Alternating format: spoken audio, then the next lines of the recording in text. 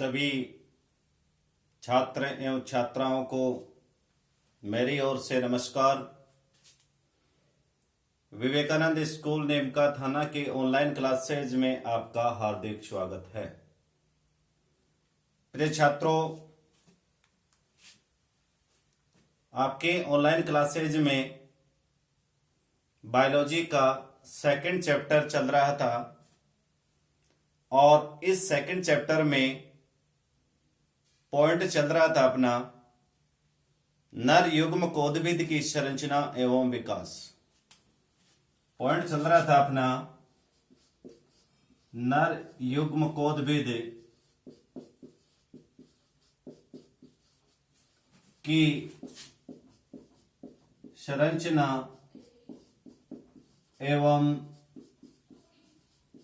विकास, यानी structure and development of male gametophyte. Structure and development of male gametophytes.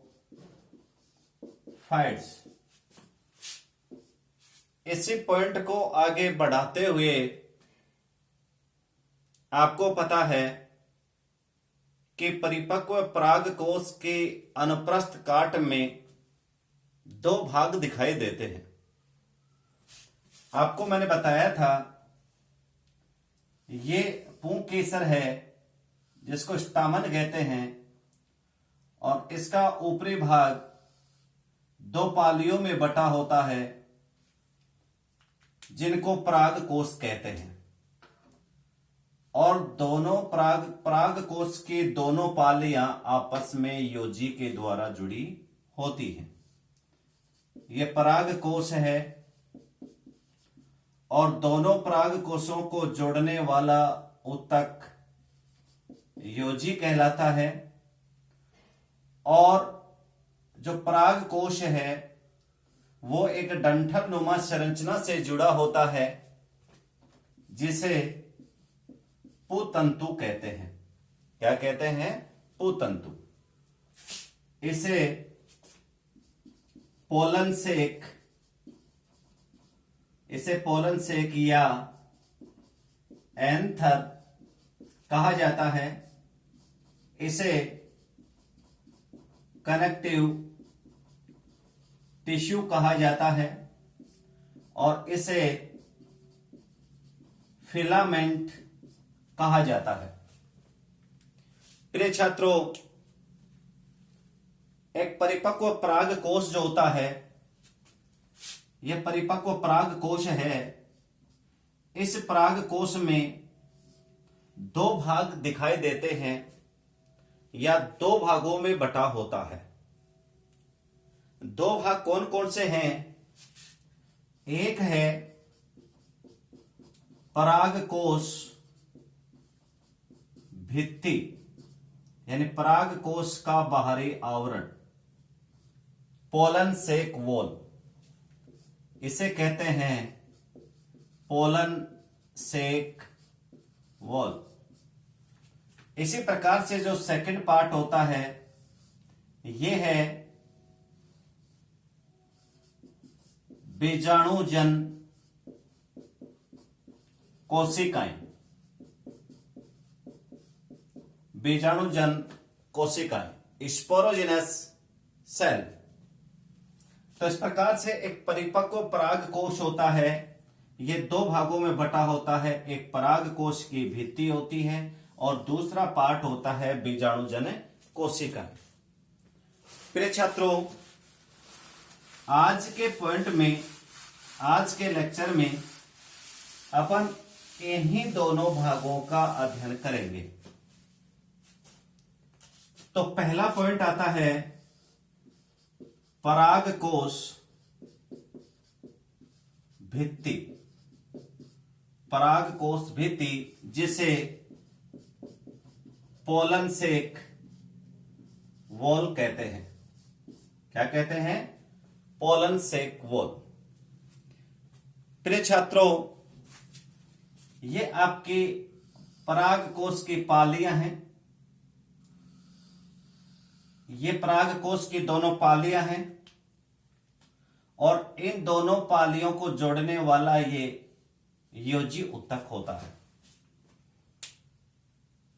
प्रिय छात्रों, पराग कोश की जो भित्ति होती है, इस पराग कोश की भित्ति का निर्माण किससे होता है? प्रारंभिक भित्तीय कोशिका से। यानी पराग कोश की जो बाहरी दीवार होती है, बाहरी जो आवरण होता है, जिसे वॉल ऑफ पोलन सेक कहते हैं, इस भित्ति का निर्माण होता है किससे? प्रारंभिक भित्तीय कोशिका से। बात यह आती है कि प्रारंभिक भित्तीय कोशिका किसे कहते हैं और इस कोशिका की उत्पत्ति किससे होती है। कल के पॉइंट में मैंने आपको बताया था कि जो पराग कोश होता है वो अपनी प्रारंभिक अवस्था में, इनिशियल जो स्टेज होती है, शुरुआती जो अवस्था होती है, उस अवस्था में एक अविभेदित कोशिकाओं का क्या होता है? समूह होता है। और उस समूह की जो कोशिकाएं होती हैं वो एक जैसी होती हैं, समरूपी होती हैं। उस कोशिकाओं के जो समूह होता है उसके चारों तरफ एक आवरण पाया जाता है और उस आवरण के नीचे जो हाइपोडर्मल सेल्स होती हैं, उन सेल्स में से कुछ कोशिकाएं आकार में अन्य कोशिकाओं की तुलना में आकार में बड़ी होती हैं और उनका जीव द्रव्य सघन हो जाता है। उन कोशिकाओं को आर्किस्पोरियल सेल यानी प्रप्रसू कोशिका कहते हैं। कौन सी कोशिका कहते हैं? प्रप्रसू कोशिका, जिन्हें इंग्लिश में आर्किस्पोरियल सेल कहते हैं। और इन कोशिकाओं के अंदर विभाजन होता है। कौन सा? परिणत विभाजन, पेरिफेरल डिवीजन होता है, परिणत विभाजन होता है। और इस विभाजन से दो प्रकार की कोशिकाएं बनती हैं। दो प्रकार की कौन कौन सी? जिसमें एक को कहते हैं प्रारंभिक भित्तीय कोशिका, जिनमें से एक कोशिका कहलाती है प्रारंभिक भित्तीय कोशिका और दूसरी कोशिका कहलाती है प्रारंभिक बीजाणुजन कोशिका। तो प्रिय छात्रों, ये जो प्रारंभिक भित्तीय कोशिका होती है, इस कोशिका के द्वारा पराग कोश भित्ति का निर्माण होता है। पराग कोश के भित्ति का निर्माण कौन सी कोशिका से होता है? प्रारंभिक भित्तीय कोशिका से। आपको पता है कि जो पराग कोश की भित्ति होती है, इस पराग कोश की भित्ति का मुख्य कार्य, इस भित्ति का मुख्य कार्य होता है बीजाणुजन जो कोशिकाएं होती हैं, बीजाणुजन कोशिकाओं की सुरक्षा करना, प्रोटेक्शन ऑफ स्पोरोजेनियस सेल। इन बीजाणुजन कोशिकाओं के चारों तरफ एक आवरण पाया जाता है, एक परत पाई जाती है, एक वॉल पाई जाती है और वही भित्ति इन कोशिकाओं की क्या करती है? सुरक्षा करती है। तो ध्यान रखना, पराग कोश की जो भित्ति होती है, उस पराग कोश की भित्ति का निर्माण तो होगा किससे? प्रारंभिक भित्तीय कोशिका से। और कार्य होगा बीजाणुजन कोशिकाओं की क्या करना? सुरक्षा करना। प्रिय छात्रों, जो पराग कोश की भित्ति होती है, इस भित्ति में 4 स्तर पाए जाते हैं। कितने स्तर पाए जाते हैं? 4। याद करने की बात है। 4 layers presents in pollen sac wall, यानी पोलन सेक के वॉल में 4 लेयर पाए जाती हैं, 4 स्तर पाए जाते हैं। इन 4 स्तरों का जो यदि क्रम देखें तो परिधि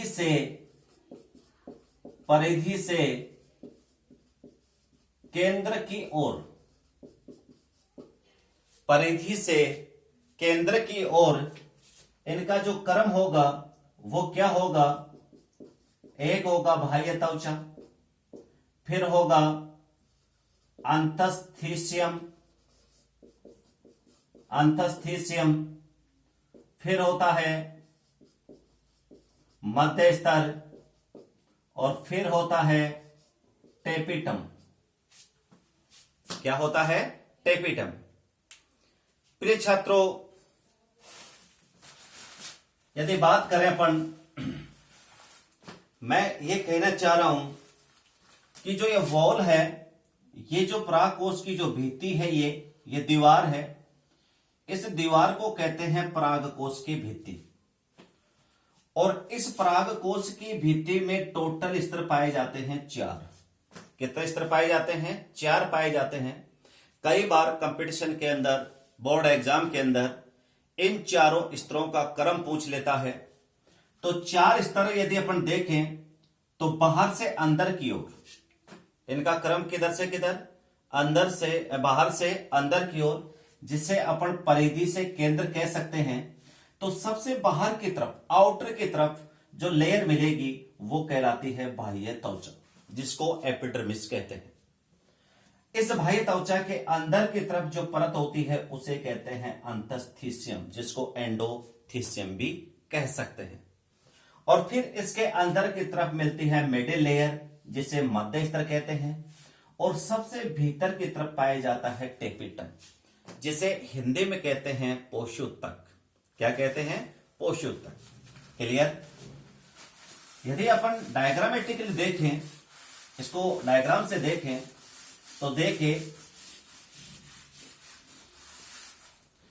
प्रिय छात्रों, यदि मैं बात करूं अनुप्रस्थ काट की, तो अनुप्रस्थ काट इस प्रकार से हो सकता है। ये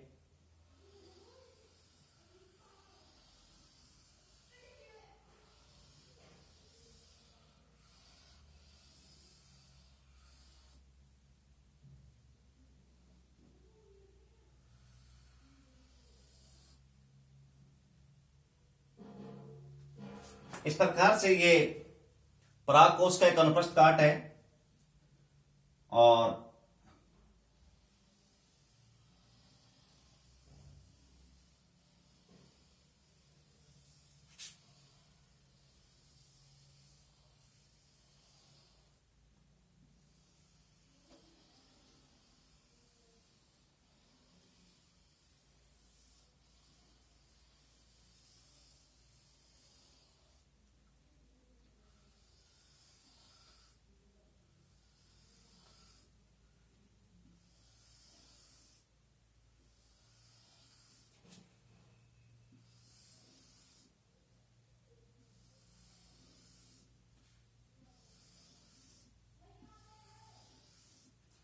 ये परागकोश का अनुप्रस्थ काट है। और ये परागकोश के अंदर उपस्थित चारों लघु बीजाणु धानियां दिखाई दे रही है। इसके साथ ही यहां पर देखें तो यहां पर क्या है? ये योजी उत्तक है। तो ये आपकी क्या हो गई? लघु बीजाणु धाने। मेरे छात्रों, कल मैंने आपको बताया था कि परागकोश की प्रत्येक पाली में 2 गोलाकार संरचनाएं पाई जाती हैं, 2 गोलाकार कक्ष पाए जाते हैं, जिनको लघु बीजाणुधानी या माइक्रोस्पोरेंजियम कहते हैं। इस प्रकार से एक द्विपालित परागकोश में कुल 4 गोलाकार कक्ष या संरचनाएं पाई जाती हैं, जिन्हें लघु बीजाणुधानी कहते हैं। और आप इस डायग्राम में देख रहे हो कि ये चारों आपको क्या दिखाई दे रही हैं? लघु बीजाणुधानी दिखाई दे रही है। आपको पता है, यदि अपन बात कर रहे हैं कि परागकोश की भित्ति में 4 स्तरों का क्या क्रम है, चारों स्तर किस क्रम में पाए जाते हैं, तो ये चारों स्तर हैं। आप देख सकते हो। आप देखिए क्या है, बाहर से अंदर की तरफ बातें करेंगे अपन, तो सबसे बाहर वाले जो परत है वो कहलाती है बाह्य त्वचा। क्या कहलाती है? बाह्य त्वचा, जिसे एपिडर्मिस कहते हैं। क्या कहते हैं? एपिडर्मिस।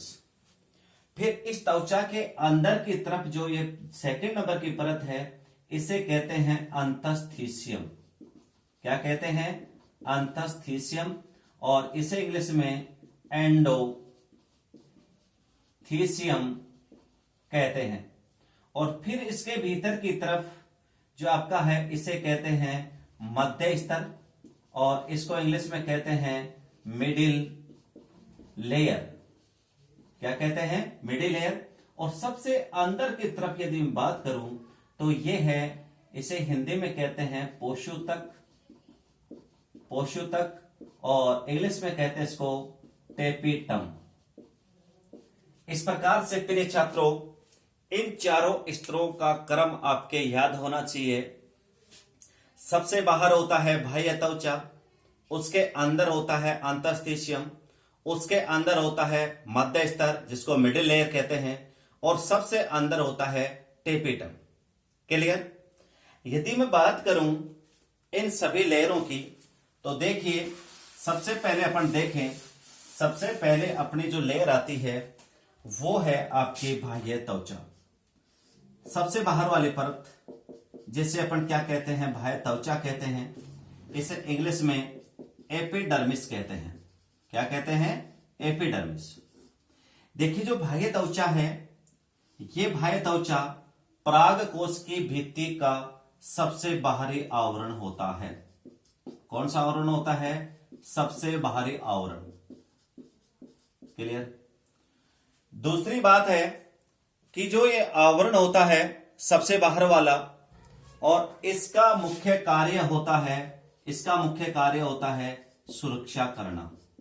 परागकोश की क्या करना? सुरक्षा करना, प्रोटेक्शन करना। और इस स्तर की जो कोशिकाएं होती हैं वो कैसी होती हैं? ये इस स्तर की जो कोशिका की बात करूं मैं, तो इसकी कोशिकाएं एक तो चपटी होंगी। कैसी होंगी? फ्लैटेड। एक तो चपटी होंगी, और रेखीय क्रम में क्या होंगी? रेखीय रूप से दीर्घित होंगी, लॉन्गिट्यूड होंगी। तो तीन चीजें आई। बाह्य त्वचा सबसे बाहरी आवरण होता है, इसका सुरक्षा का कार्य होता है, और इसकी कोशिकाएं चपटी और रेखीय रूप से क्या होती हैं? दीर्घित होती हैं। इस सबसे बाहरी आवरण को क्या कहते हैं? बाह्य त्वचा कहते हैं। फिर मैं बात करूं सेकेंड आवरण की, और यह है अंतस्थीसियम। सेकेंड जो आवरण है इसे कहते हैं अंतस्थीसियम। देखिए जो अंतस्थीसियम है, यह भी बाह्य त्वचा से नीचे की ओर पाया जाता है, और यह एक कोशिकीय मोटा स्तर होता है। तो यह बाहर से अंदर की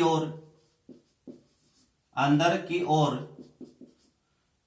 दूसरे क्रम में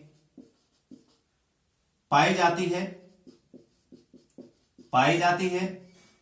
दूसरी बात है, ये एक कोशिकीय मोटा स्तर होता है। एक कोशिकीय मोटा स्तर होता है। ये तो कॉमन बात हो गई, लेकिन ध्यान रखने की बात यह है, इस स्तर की जो कोशिकाएं होती हैं, इस परत की जो कोशिकाएं होती हैं, इन कोशिकाओं के अंदर की तरफ, इस स्तर की कोशिकाओं के अंदर की तरफ अल्फा सेलुलोज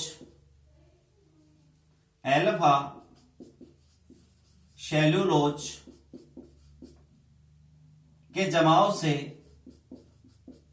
अल्फा सेलुलोज के जमाव से यू आकार की, किस आकार की? यू आकार की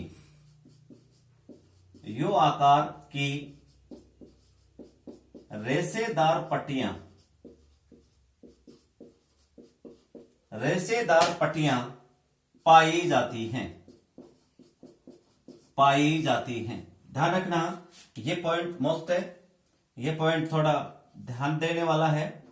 और ये कहते हैं कि अंतस्थीसियम की जो कोशिकाएं होती हैं उन कोशिकाओं के अंदर की तरफ अल्फा सेलुलोज का जमाव होता है, अल्फा सेलुलोज जम जाता है और उस सेलुलोज के जमाव के कारण रेशेदार पट्टियां पाई जाती हैं। ये रेशेदार पट्टियां होती हैं, ये यू आकार की संरचना बनाती हैं। कैसी संरचना बनाती हैं? यू आकार की। पहला पॉइंट तो यह है ध्यान देने वाला। दूसरा पॉइंट यह है कि इस स्तर की जो कोशिकाएं होती हैं, एंडोथीसियम परत की जो कोशिकाएं होती हैं, ये आर्द्रता ग्राही होती हैं। कैसी होती हैं? आर्द्रता ग्राही होती हैं। ये कोशिकाएं कैसी होती हैं? आर्द्रता ग्राही। क्लियर? यानी ये ह्यूमिडिटी को ग्रहण करती हैं। वातावरण की जो नमी होती है, आर्द्रता होती है, उसको ग्रहण करती हैं। दूसरी बात ये ध्यान रखने की है कि जब इन पट्टियों को नमी नहीं मिलती है तो शुष्कन की अवस्था में आ जाती हैं कोशिकाएं। शुष्कन की अवस्था में आ जाती हैं और शुष्कन की अवस्था के कारण इन कोशिकाओं में खिंचाव, शुष्कन की अवस्था में इन कोशिकाओं में खिंचाव या तनाव उत्पन्न हो जाता है, स्ट्रेस उत्पन्न हो जाता है और इस खिंचाव या तनाव के कारण पराग कोश का क्या हो जाता है? स्फुटन हो जाता है, वो फट जाता है। इसका मतलब ये हुआ कि जो ये अंतस्थीसियम है, ये अंतस्थीसियम जो परत है, ये परत पराग कोश के स्फुटन में सहायक होता है। पराग कोश के स्फुटन में सहायक होता है। ये इस तरह का क्या हो गया? कार्य हो गया। तो प्रिय छात्रों, आपको तीन चीजें ध्यान में रखनी है कि पराग कोश की जो भित्ति होती है, उस भित्ति के कौन से स्तर में अल्फा सेलुलोज की पट्टियां होती हैं और वह स्तर होता है अंतस्थीसियम। इसके अलावा आपको ध्यान में रखना है कि कौन सी परत की कोशिकाएं आर्द्रता ग्राही होती हैं, वो भी है अंतस्थीसियम। और इसके अलावा आपको यह भी पता है कि अंतस्थीसियम की जो कोशिकाएं होती हैं, ये पराग कोश के स्फुटन में क्या होती हैं? सहायक होती हैं। फिर आता है अगली परत और वो है मध्य स्तर, जिसको मिडिल लेयर कहते हैं। उसके बाद आता है तीसरा स्तर, और तीसरा स्तर जो है उसे कहते हैं मध्य स्तर, और मध्य स्तर को अपन कह सकते हैं मिडिल लेयर। मिडिल लेयर, देखिए जो मध्य स्तर होता है, यह मध्य स्तर अंतस्थीसियम के नीचे पाया जाता है। इसकी प्रेजेंस कहां होती है? अंतस्थीसियम के नीचे। तो इसकी उपस्थिति जो होती है वो अंतस्थीसियम के नीचे उपस्थित होता है। पहली बात। सेकंड जो बात है वो ये है कि ये जो स्तर होता है, ये जो परत होती है, इसमें 2 या 3 कोशिकीय, ये जो स्तर होता है वो 2 या 3 कोशिकीय मोटा स्तर होता है।